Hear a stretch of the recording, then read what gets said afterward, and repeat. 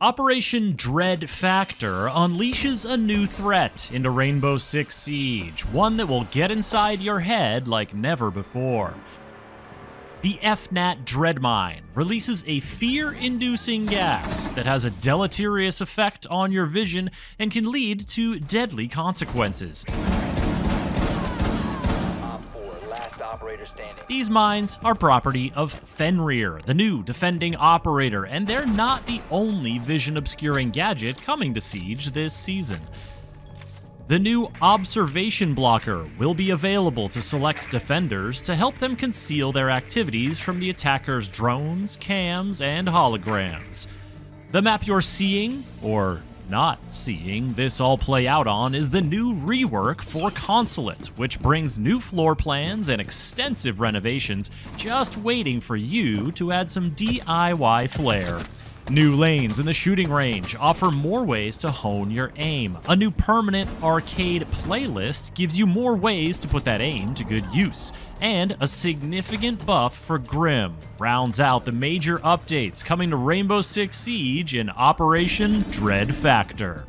Now let's talk Fenrir and those FNAT Dread Mines. What is the deal with those? Well, they look creepy and they make everything creepy as hell when you're affected by them. But if you want to get technical, here's the deal. Fenrir has 5 of these sticky mines, and he can deploy them Wamai style just about anywhere. Now take notes on this next part because it'll be on the test. Fenrir's mines have 3 states: deactivated, activated, and triggered. When he deploys them, they are deactivated. In this state, they are bulletproof. You'll need an explosion or EMP to deal with them. If an attacker walks into a deactivated mine's radius, the mine does nothing. When the mines are activated, they are now vulnerable to damage, but also ready for action. If an attacker walks into their radius, the mine will trigger. When the mines are triggered, they spew out a fear-inducing gas that causes this to happen to anyone in their radius of effect. Anyone except Fenrir. The effect tints your vision and drastically reduces how far you can see. It doesn't damage you, but it is not very safe. Triggered mines will continue to spew gas as long as an attacker is in their radius. Once the attacker leaves, the effect wears off quickly, and the mine goes back to being merely activated. So how does a mine get activated or deactivated? Great question. The test will cover this as well.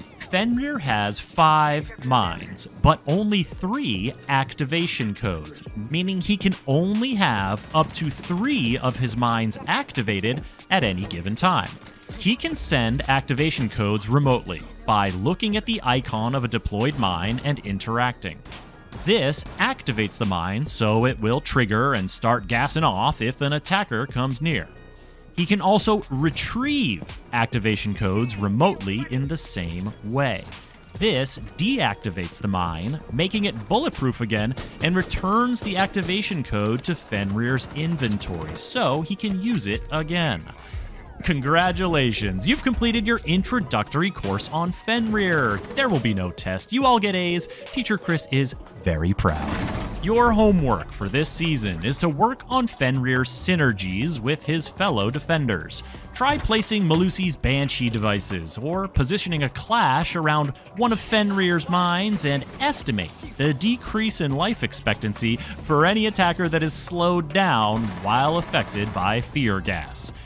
Using a Venn diagram, illustrate how overlapping the radius of Thorn's Razorbloom shell with the radius of an FNAT Dread mine makes it extra hard for attackers to escape danger.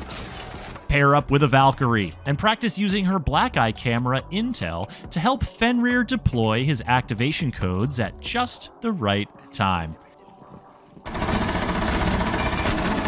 And finally, prove or disprove the theory that the only thing scarier than being trapped in a cloud of fear gas is being trapped in a cloud of fear gas with Kavera lurking nearby. Be sure to show your work.